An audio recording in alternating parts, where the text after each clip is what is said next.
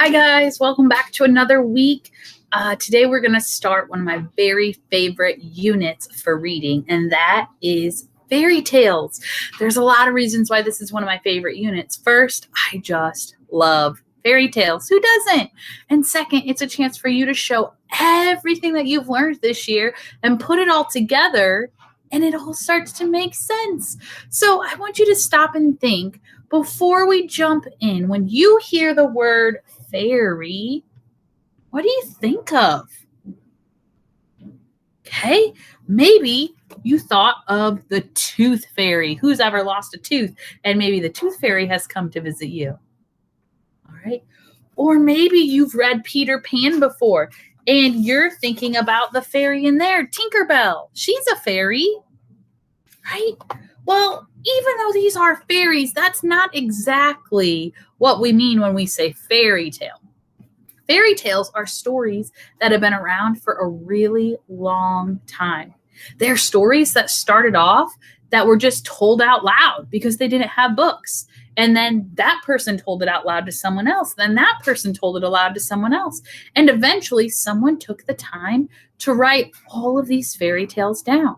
So that means most fairy tales have been around so long that no one even knows who made them up or who would be the original author of them. So here are some examples of some fairy tales that maybe you've heard of. So, Beauty and the Beast. That's a fairy tale. Sleeping Beauty. That's another fairy tale. Cinderella. Snow White. The Frog Prince. Prince Cinders. Rapunzel. These are all ones that you probably have heard of. You might have even seen some of them made into movies. Some of them I pulled out. It was the Disney version, or maybe you've seen some of these princess movies, as we call them. Those are actually fairy tales. So what we're going to do today, we're going to try and figure out what it is that we know about fairy tales so that we can begin to figure out what makes a fairy tale a fairy tale. So today I am going to read you a book that we're going to use over and over again in this unit, and it's called Jack and the Beanstalk. So I'm going to pull that book up now, and we're going to read this book. You're going to hear me reference it a lot as we are going through the next several weeks of school, because we're going to use this book to tell us all sorts of things and help us learn all about fairy tales. So as I'm reading this book today, I want you to think to yourself, what are some things that you notice about Jack and the Beanstalk that are maybe similar to one of these other fairy tales that you know, or you've read, or you've watched? What are some things that maybe are similar or the same? And that's going to help us to know some of the things that make up a fairy tale. This book is called Jack and the Beanstalk. It was illustrated by Matt Faulkner. As we said, we don't know who wrote this story, so there's no author listed, just an illustrator. So he's probably also the one who's telling it in his own words as well. Here we go. Once upon a time, there was a poor old woman. She named her son Jack. She had a cow named Milky White, but she was all she had. Every day the cow gave milk, and every day the old woman said to Jack, "Sell the milk and bring home the money." And he did. And that was all the money they had. One morning, the cow did not give milk. "We must sell the cow," said Jack. "Then take the cow," said the old woman, "and bring home some money." So Jack took Milky White, and off they went. Soon they met an old man. "Good morning," said the old man. "That is a fine cow you have. Do you want to sell her?" "Yes," said Jack. "Do you want to buy her?" "Yes," said the old man. "How much money will you give me?" said Jack. "I have something better than money," said the old man. "What is better than money?" said Jack. "Look," said the old man. "Beans," said Jack. "Yes," said the old man. Give me your cow and I will give you 5 beans. I don't want your beans, said Jack. But these beans are magic beans, said the old man. Put them in the ground tomorrow. They will grow up to the sky. Will they? Said Jack. They will, said the old man. If they don't, I will give your cow back to you. So the man took the cow and Jack took the beans and he ran all the way home. All right, so I want to stop right here. I need you to get out your week 5, day 1 packet. And I want you to turn to this page that is a fairy tale map. And it says, what do you know about fairy tales? And as we read this, we're going to list out some things that we notice about fairy tales. So the first thing that I notice about a fairy tale, something that's in all of these other fairy tales and that's in Jack and the Beanstalk, is that there are characters. So I'm going to write them up here. You're going to write them on your circle map. So I'm going to say characters. CHARACTERS.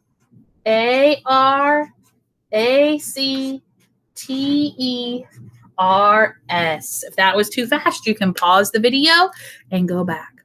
So let's keep reading to see what else we notice. Mother, see what I got for the cow, said Jack. Good, said his mother. Give me the money. Jack showed her the beans. Beans, said his mother.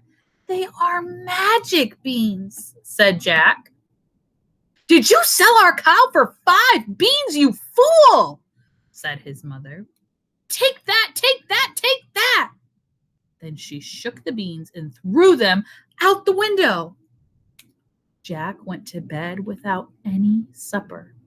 So did his mother. There was no money. There was nothing to eat. Poor mother, Jack thought. Poor me. At last, he fell asleep. When Jack woke up, the room looked funny. The sun was shining in one window, but the other window was full of green leaves. Jack ran to the window, and what do you think he saw? He saw a big beanstalk. The beanstalk went up, up, up, and up. It went up to the sky. They are magic beans, said Jack, and this is a magic beanstalk. He jumped onto the beanstalk. Oh, so I noticed something else here. When I read Snow White, there's a magic apple that she eats that turns her to sleep, right? And when I read Cinderella, there's a magic fairy godmother that helps to turn her into a beautiful princess. When I read Rapunzel, there's magic hair that keeps growing unless it's cut. And I could go on and on. Each of these books has some kind of magic. Let's add this to your charts. Fairy tales have magic. MAGIC.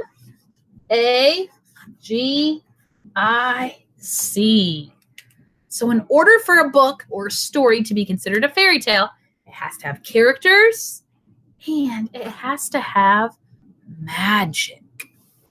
All right, let's keep reading. Let's find out what happens with this beanstalk. And he climbed, and he climbed, and he climbed, and he climbed. At last, he came to the sky. He saw a long road. The road went on and on and on. So Jack walked and walked and walked. He came to a great, big, tall house. In front of the house was a great, tall woman. Good morning, said Jack. Please, can you give me some breakfast? So you would like to eat breakfast? Said the woman. Well, I know someone who would like to eat you for breakfast, she said. My man is a giant. He likes to eat fresh boys on toast, and I hear him coming right now. Thump, thump, thump. Please hide me, said Jack. The woman was sorry for Jack, so she said, quick, jump in here.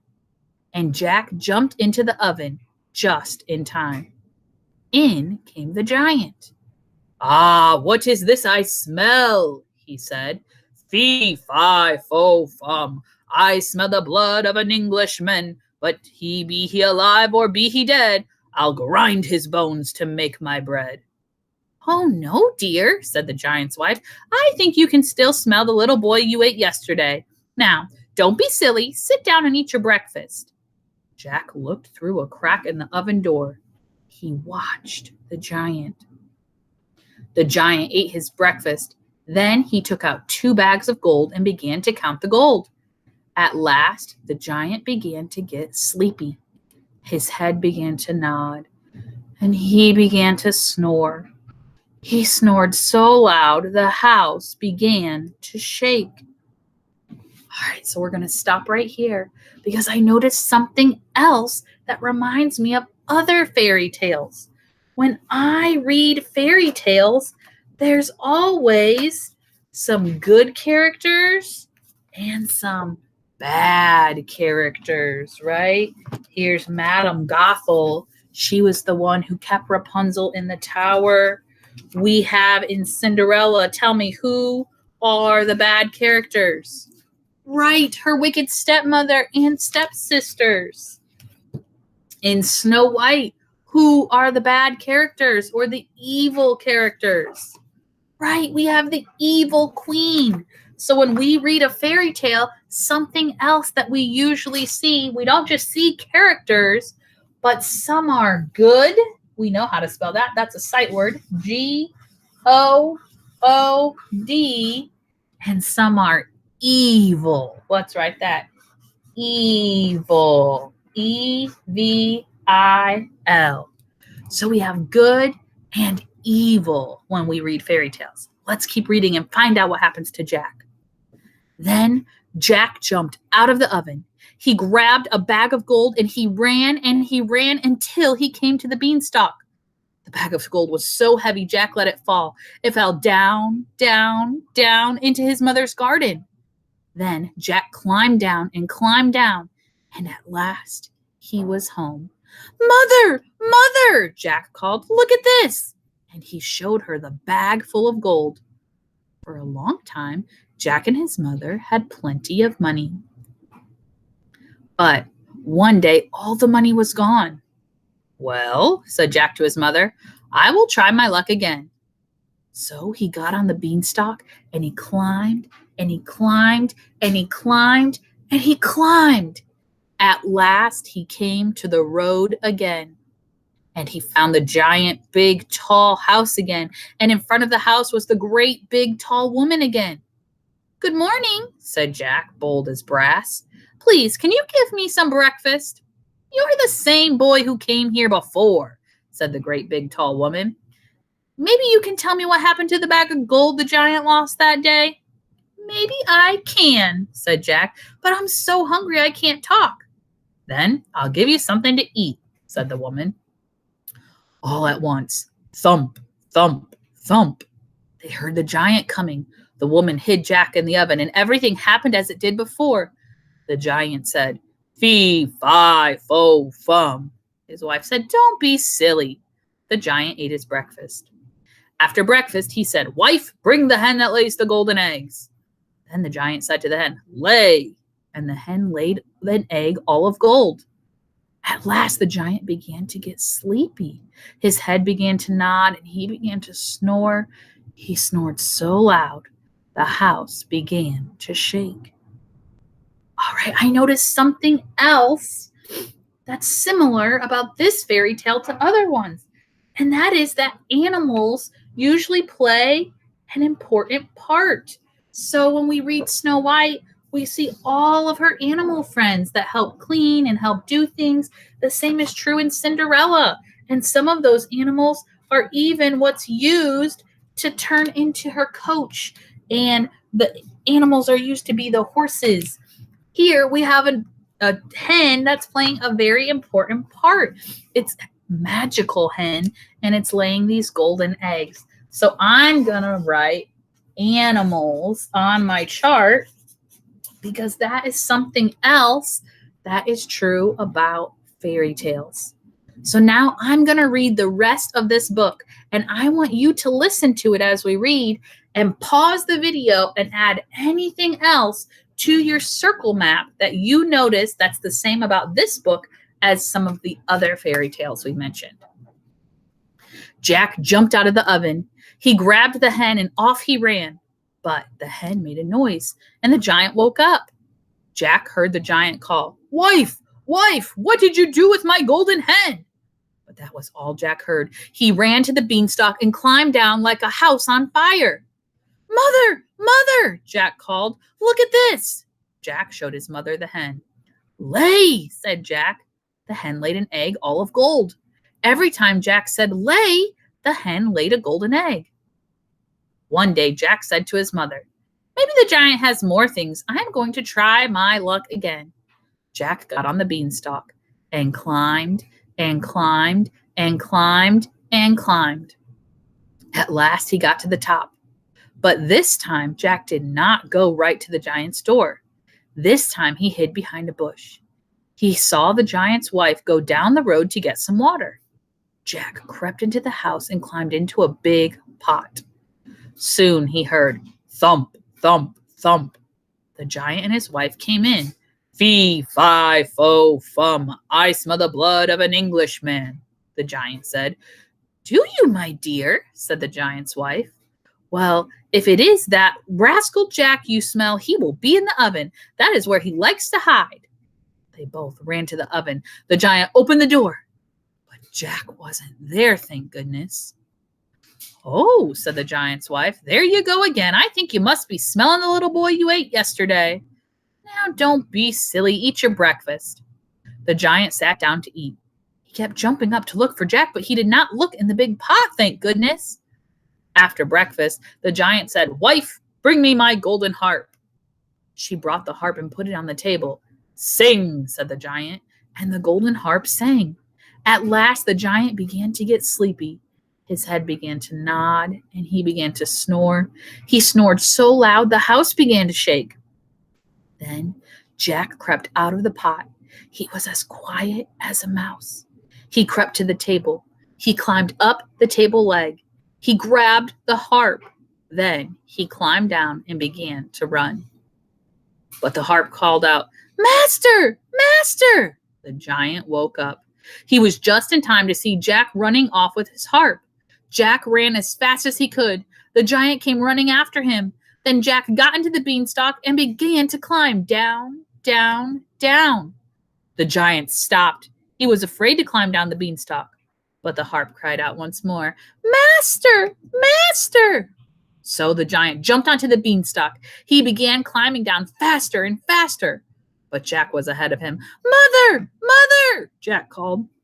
"Bring me the axe! Bring me the axe!" Jack's mother came running with the axe. She saw the giant's big feet. She was so frightened. She could not move. But Jack jumped down. He grabbed the axe. He gave a chop at the beanstalk. The giant felt the beanstalk shaking. Then Jack gave another chop with the axe.